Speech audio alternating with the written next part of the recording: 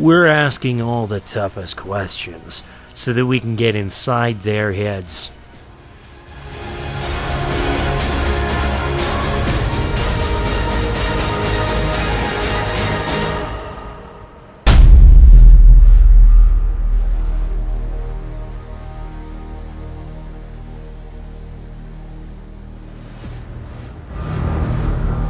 And welcome to another Sunday night edition of Politically Inclined here on Fresh FM Sunday Nights. I am your host, DJ Dee Benz, coming at you live from Fresh FM studios here in Calgary. We'd like to add, first of all, a very special happy birthday wish to our executive producer, Mr. Thomas Stone, who is celebrating his 25th birthday this evening. So happy birthday to you, and just a heads up that we will actually be doing just a shorter show tonight to take Mr. Thomas out to celebrate that grand silver anniversary he has this evening. So folks, we'll be doing a 30-minute show instead of our regular hour this evening.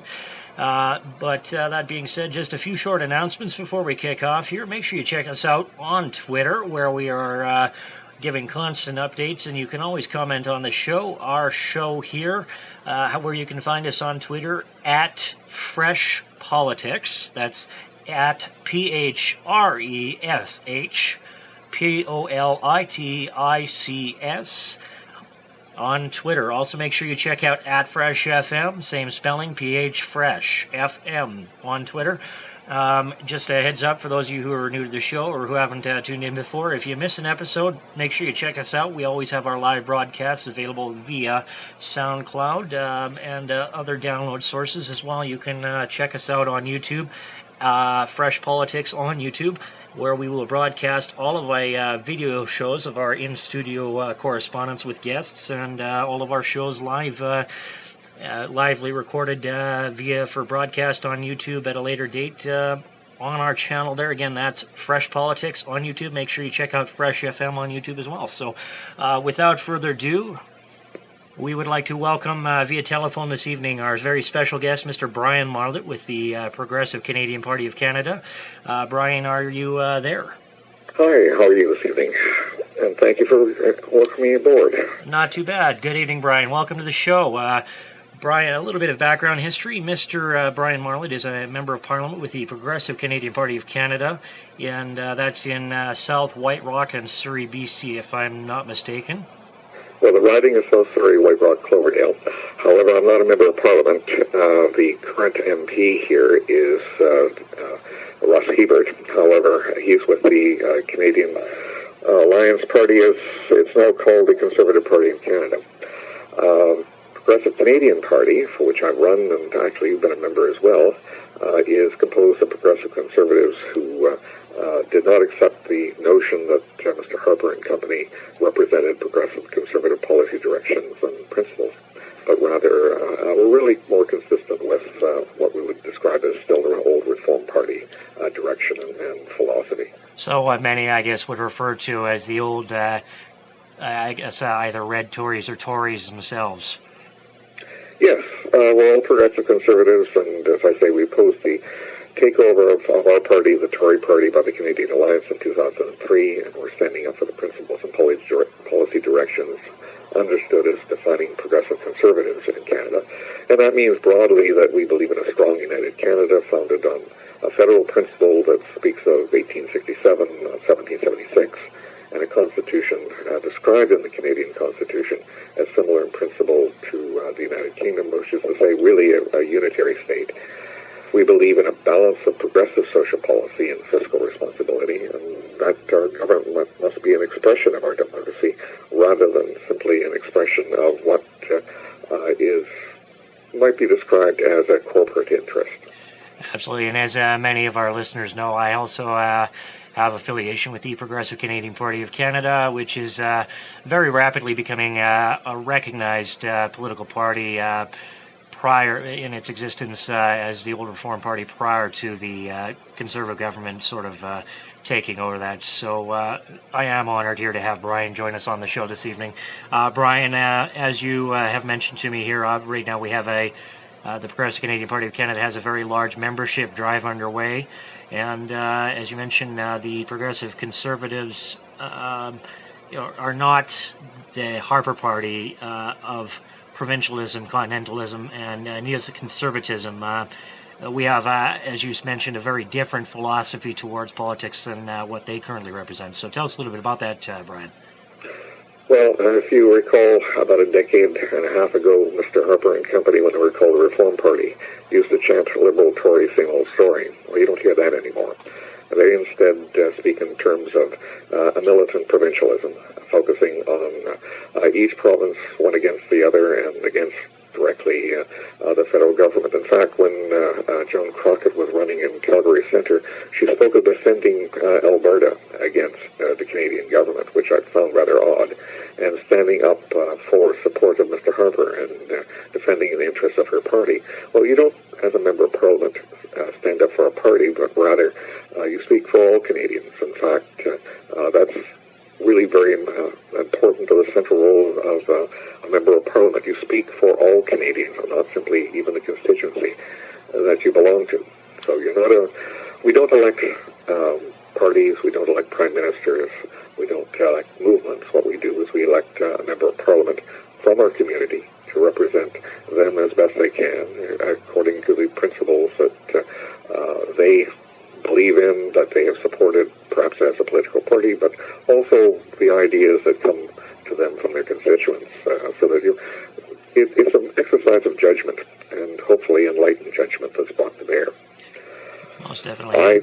I would say also that it is really interesting that Mr. Harper's party continues to talk along the same lines that the old Reform Party did about what they're now describing as a big shift away from Plains of Abraham Canada, or the Laurentian Consensus, as the Reform Party-led Conservatives describe the shift from progressive conservative nation-building towards a more narrow and parochial view of Canada as really half a dozen provinces rather than as one single great and democratic nation. Absolutely. In terms of social policy, I think it's really important as well that we understand that in both social policy and economic policy, the government of the day, the Canadian government, has a very important role in providing direction and building infrastructure to allow business, to allow the community to work together to build a stronger society rather than pulling one against the other. And we're not business versus the people, or the people versus business, but rather we're one whole. And that seems to have been lost in this new notion of this neoconservative perspective, or neoliberalism, some people would call it, that really sees laissez-faire capitalism, corporatism, and a libertarian point of view brought to bear in national politics. And that's really the essential difference between what we would describe as the Progressive Conservative Party and the neoconservatism that's come into Canadian politics today. Most definitely. And of course, many listeners who aren't aware of the Progressive Canadian Party are probably intrigued to know a little bit about the platform and the values that the Progressive Canadian Party of Canada represents versus, say, conservatism. So perhaps you can enlighten us a little bit about that. Well, first of all, I think a good place to go would be go to the party website, which is at progressivecanadian.ca, and you'll find a statement of principles there, some of which I've just outlined, but also will expand into positions we hold about supporting our institutions, about building a stronger support for education and for Canadians to be able to afford an education so that they can become participants, full participants in Canadian life. We're really very concerned that Mr. Harper and his party see Canada as divided. They see it as still a west-east, not even a dialogue, but rather a sense of conflict between the two. When Mr. Manning used to talk about the West wants in, what he was really talking about was a sense of grievance. And instead of looking towards a stronger, united Canada, he looked to see Western Canada as somehow needing to take control of Canada's public policy broadly. And it's as if there was some sort of cultural difference between East and West that was reflected in our politics. And that's not so. It's one nation. Most definitely. And obviously, you guys have also a big push as far as improving developments in not only on the local sense for your political representatives, but as well, a better and more improved, I guess, system of infrastructure, municipally, federally, for everybody involved, and making sure that things are a lot smoother. I know that one of the party representatives, Mr. Sinclair Stevens, was quite heavily responsible for major improvements to the very lacking systems in the Greater Toronto area, and has helped advocate and create many changes that created mass improvements for commuters and others in those areas. Well, the leader of the party is the Right Honourable Sinclair Stevens. Mr. Stevens was the Minister of Industry, Trade and Commerce in the 1980s, under both Joe Clark and Brian Mulroney for part of the 1980s. He was responsible in large part for enabling the auto industry to be expanded from not just the focus on the Detroit Big Three, but to bring into Canada, rather than moving into the United States, Toyota and Honda and Japanese companies that were wanting to expand into North America, but first thought that the way to do so would be go through the U.S., and he was able to demonstrate to them the advantages of building from a Canadian base and still having access to that American market, which is so important to them. In terms of light urban rail, Mr. Stevens has been a strong promoter of urban transit as a vehicle for getting people off the roads in corridors where really the freeway system is becoming a burden to efficiencies. Light urban rail is a vehicle for getting people into the cities quickly and efficiently, and yet not having the impact on the environment that automobiles and trucks have had. Absolutely. And now, obviously, Brian, you're joining us from the British Columbia area there, and talks of an upcoming election in the BC area there. Tell us a little bit about the BC election that is starting to happen there in BC, and sort of your involvement with that.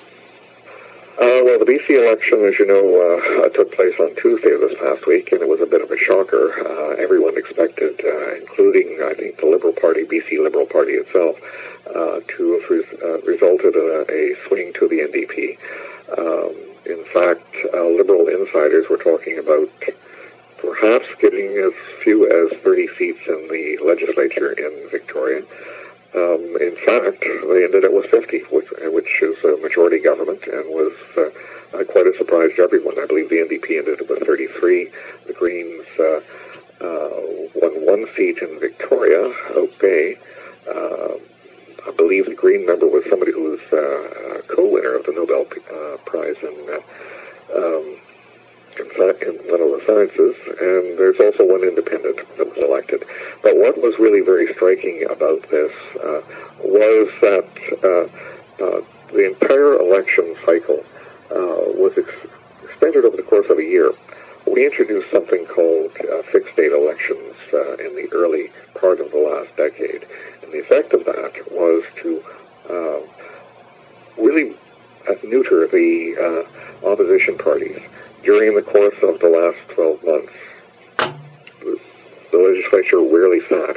In fact, between the 31st of May, 2012, and the speech from the throne on, I believe it was the 11th of February, there was no sitting of the legislature. So in short, the government was able to govern by order in council, and to launch what were really negative ad campaigns against the opposition party, and there was no legislature in which the opposition could respond or to perform its role of a means of amending government legislation or proposing a private member's bill in the interest of the constituents. So when we got down to the election, it was pretty much a case that we were fighting an election campaign over the course of 12 months, and most of that by way of advertising campaigns. So what are we electing? Public relations firms, or are we electing members of Parliament? And again, who we elect are members of the legislature, just as we do members of Parliament, not parties, not premiers. Now, there's a big irony here. I note in a CBC article this morning that they're stating that Premier Christy Clark will be the first premier in British Columbia to form a government without having been elected to the legislature. That's not quite true. She's done it once herself already. In 2 years ago, when she became premier, she had simply been elected as the leader of the Liberal Party, or BC Liberals, which is a free enterprise coalition, without having a seat in the legislature at all. I think that's probably unprecedented in Canadian history, that we had a premier who did not sit in any legislature whatsoever. So we found ourselves at the after election day with this astonishing situation where the legislature was with the 50-member majority government, but one that was very much a surprise to everybody but a very few insiders in the Liberal Party, the pollsters, the news media. Everybody else seems to have been taken by surprise.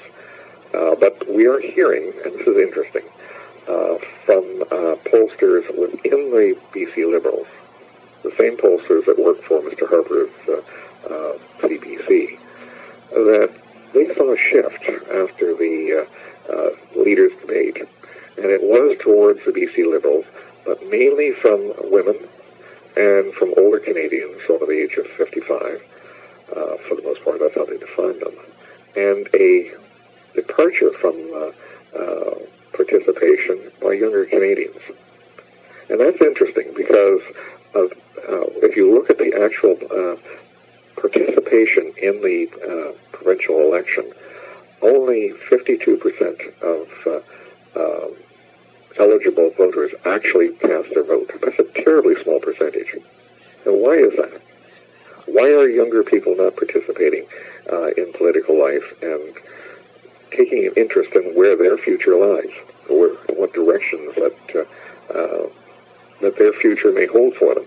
Decisions made by other people rather than by themselves are going to shape the direction of their future, their education process, potential. Pardon me, I said potential, I meant opportunities, and the job opportunities that may be lost to them because nobody's really offering their voice, not because they're being denied it, because they chose not to participate. Most definitely, and there has been a very large decline in not only just youth vote participation, but also in partisan affiliation over the past few years. Many of the even the mainstream political parties, including the Liberals, the Conservatives, and obviously the NDP and all the other mainstream players, have seen actually a very large decline in active membership, and a lot more of the youth voters are voting, it seems, based on a likability factor more so than a partisan affiliation. So definitely, I've seen myself as a younger individual a decline in not only interest in political activity, but also just a straight decline in people having an interest in a particular political party, and even people being, a lot of youth now being afraid to even get involved in political affairs.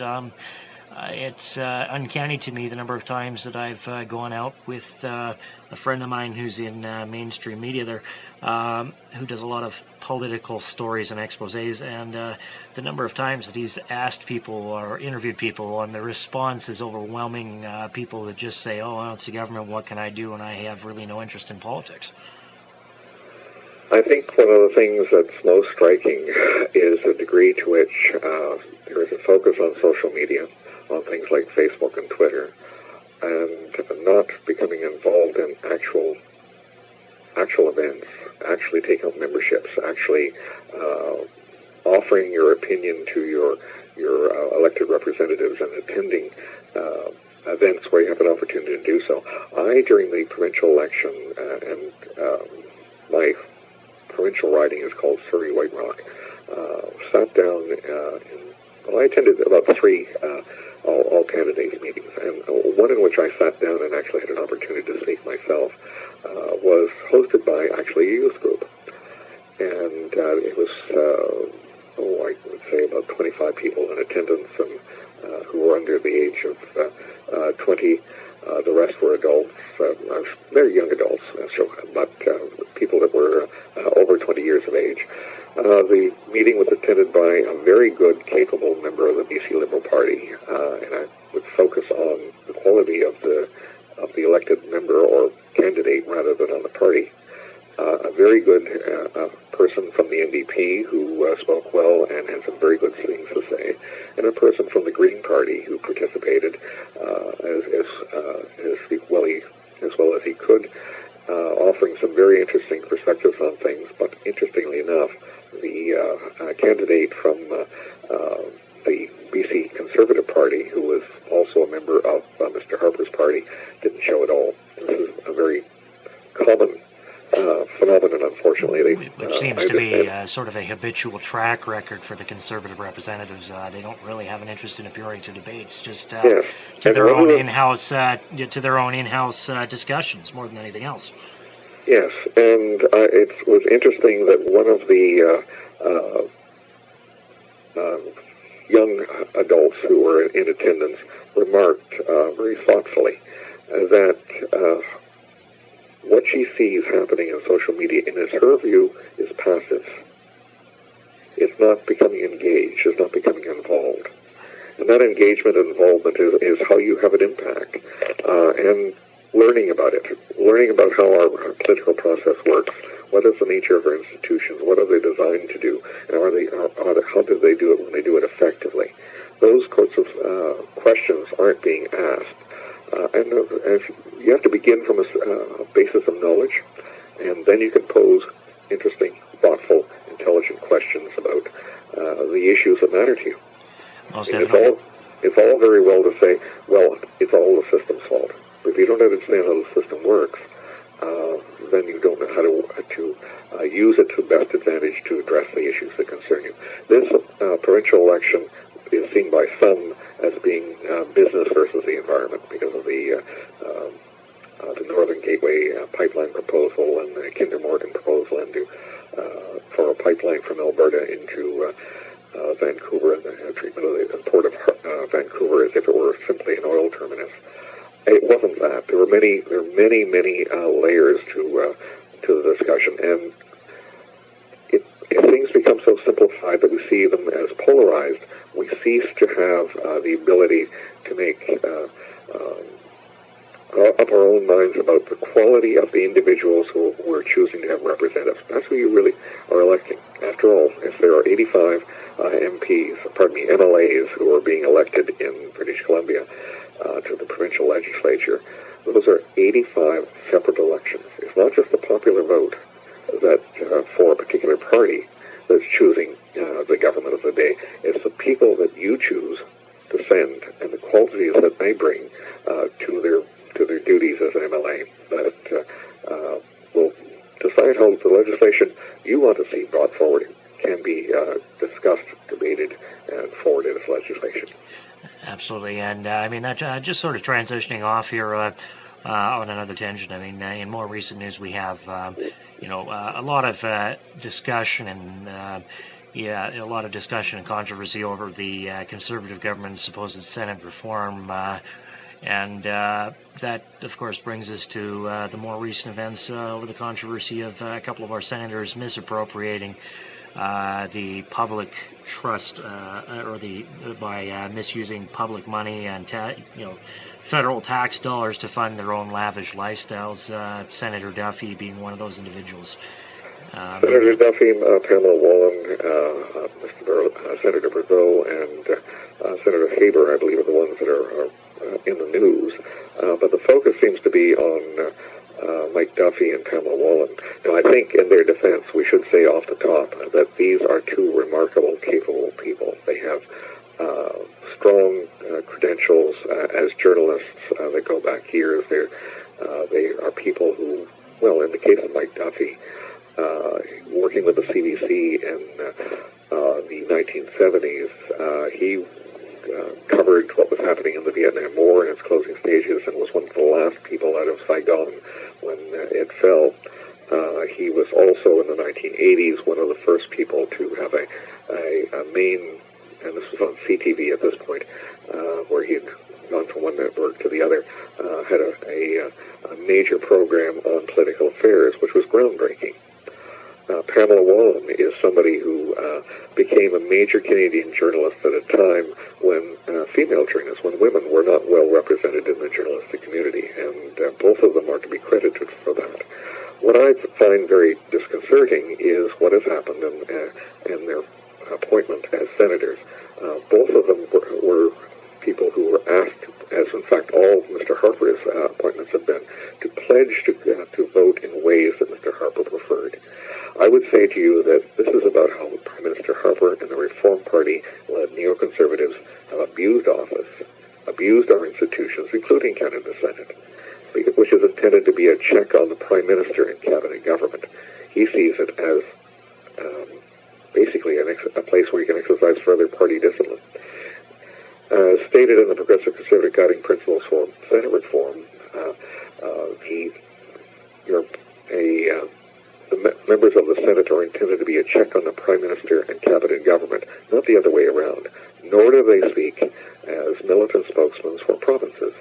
Now, Mr. Harper has an agenda, and part of that agenda is to change the very nature of Canadian federalism, and changing the Senate is a big part of that.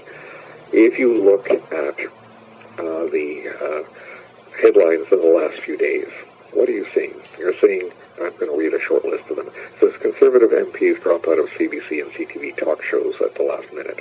Well, nobody wants to talk about these issues because it's focusing on Mr. Harper's party all of a sudden. Mr. Duffy and Senator Duffy and Senator Wallen are stepping away to protect the Conservative Party, not because they as senators are saying we've done something wrong. They're going to sit as independents, but they're withdrawing from acting as conservative senators. In the past, to be a conservative senator or to be a liberal senator meant simply that you're a member of Canada's Senate who happen to belong to one party or another. Not that you were protecting the party, not that you were subject to party discipline in the way that we see now. We see as well claims that there are, quote, damning findings removed from Senator Mike Duffy's audit reports. Pamela Wallen is forced out of the Tory caucus over preliminary audit results. Both of those things, again, don't refer to what the problem is, which is the so-called Conservative Party. And following that, we see, and this is citing the Truro Daily News, Senator Duffy controversy requires Senate reform. Well, maybe that's where the real target of all of this is, forwarding the Harper agenda to have senators elected to be militant spokespersons for one province against another in favor of, let's say, Alberta or BC, since we're speaking, you're in Alberta and I'm in BC, against other parts of the country. Most definitely, and that obviously, with all this controversy, this misappropriation of public trust and everything else that's been happening within the Senate, and including the Conservative government sort of reversing the roles of Senate to be beneficial to the Conservatives more so than to coach their actions when wrong done. This brings to question how the general population, voters, constituents, and so forth can raise their voice and discontent for what's going on, and sort of take this opportunity to have a voice and actually sort of stand up against the gross negligence that's become the Conservative government. Mm-hmm. Well, the role of the Senate is, as I said, as a revising chamber, a place of sober second thought. They're supposed to be removed from the partisanship of daily political life. They are a check on the Prime Minister and Cabinet government. And those things are stated in the Progressive Conservative Guiding Principles for Senate Reform. The third principle being that the role of the Senate is as in the interest of Canada as a whole, not of the province, party, particular interest or region from which they're drawn, but to serve as a chamber of sober second thought in the interest of all Canadians. Well, the interest of all Canadians isn't being represented by either the culpability of individuals who are abusing their public trust, as you put it, or are serving the interest of a particular party, or as, in the case of every single appointment by Stephen Harper, to make pledges to pass legislation that he has brought forward prior to their accepting a nomination to become a senator. That raises the worry that their appointments are conditional upon that pledge. Well, not just that, but also the concern of, as you mentioned earlier, still having partisan affiliation in order to obtain the appointment. Yes.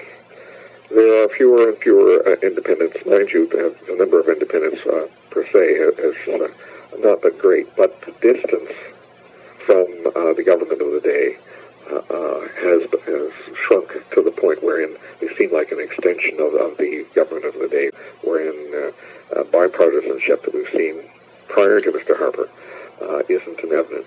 In Calgary, where you're located, Senator Elaine McCoy was appointed as a progressive conservative senator by Liberal Prime Minister Paul Martin. Mm-hmm. Can you imagine Stephen Harper doing that today? Appointing somebody from another party. It just wouldn't happen. It wouldn't happen. It just wouldn't happen. Why is that? The issues seem to be partisanship, patronage, and the challenge to national unity. And those things are really, they concern me greatly. The Senate of Canada, members of Parliament broadly, are supposed to be public service. They're not serving, they're supposed to serve Canadians. They're not supposed to serve a political party. When you have a member of Parliament, they aren't serving just the interests of their supporters, but all of their constituents. When they fail to show up to speak and to be heard at public settings, as is happening today, as I remarked earlier, or as failing to attend in all candidates' meetings, provincially or federally, are they really expressing a concern for the opinion, the interests of their constituents, or are they talking only about the interest of their political party? And what it's come down to is they're more interested in representing the interests of their political party than their constituents, and it's interesting with all of the Senate controversy going on here, and in reaction to that, obviously. In earlier news today, the announcement of Nigel Wright's resignation as Prime Minister Harper's Chief of Staff in direct response to this. It's entirely consistent. It's the same pattern. It's once again, we're protecting the party as opposed to serving public interest. He is a person also of considerable accomplishment personally. He is regarded, this is Nigel Wright I'm referring to, is a person who is regarded as a highly partisan exponent of Mr. Harper's point of view, which you would expect of a chief of staff, I suppose, to a political party leader who happens to be prime minister also. But if we're standing in for the interest of this party instead of serving the role of a chief of staff or the prime minister of Canada, that's a different thing. Most definitely. And that's where we should be concerned. Absolutely. And on that note, we've reached the end of our time slot here for the evening, Brian. So I thank you. I do thank you for joining us on this evening's discussion. And we're always happy to have you on the show here. Brian, once again, for those of you who may not have been here earlier in the show, Brian Marlatt, member of the Progressive Canadian Party in White Rock, South Surrey, BC, joining us here on a discussion to do with Senate reform and a little bit about the Progressive Canadian Party of Canada. So once again, Brian, we thank you for joining us on this evening's show, and always a pleasure, happy to have you. Thank you so much. It's been a pleasure. And have a wonderful evening. Again, we appreciate you joining us here. Right on. Bye-bye now. Bye-bye. And again, we normally run an hour-long show here. For those of you just joining, because we are celebrating our associate producer's birthday this evening, Mr. Thomas Stone. Once again, a special happy birthday out to you. So we'll be wrapping the show up a little bit early this evening, folks. For those of you who missed the broadcast but would like to tune in and catch the full length of the show from this evening, make sure you check us out. We'll be available later this week on SoundCloud for re-listening on that as well. Make sure you check out our make sure you check us out on Twitter and follow us there at Fresh Politics, as well as Fresh FM at Fresh FM on Twitter. And also make sure you, if you want to see what's going on behind the scenes here in our studio, make sure you tune in and check us out on YouTube, Fresh Politics. That's PHRESH Politics. You can find us there on YouTube, our channel for Politically Inclined. A few shout-outs here. Again, a big happy birthday to our associate producer, Mr. Thomas Stone, turning 25 today, so a big shout-out to you. And most importantly, thank you to all our listeners who are tuning in today. And we've reached a milestone here with the show today. We've reached our record number of listeners here this evening, so thank you to everybody tuning in for that. And we appreciate your support as our show continues to grow. Make sure you tune in next week. We'll have another very special guest joining us in studio or via telephone. To be announced. Stay tuned to our Twitter page as well as freshfm.com/politically inclined for any updates as far as upcoming guests. Or if you have show suggestions or topics, make sure you send us a message on Twitter or via email to freshpolitics@gmail.com. We're always happy to have your feedback, and if you so choose, make sure you, if you want to keep us going on the air here, we're always happy to have your help. If you want to send us any sort of contributions to help us out and keep the show going and keep wonderful guests joining us here live on Politically Inclined. I am your host, DJ DD Benz, here for Politically Inclined.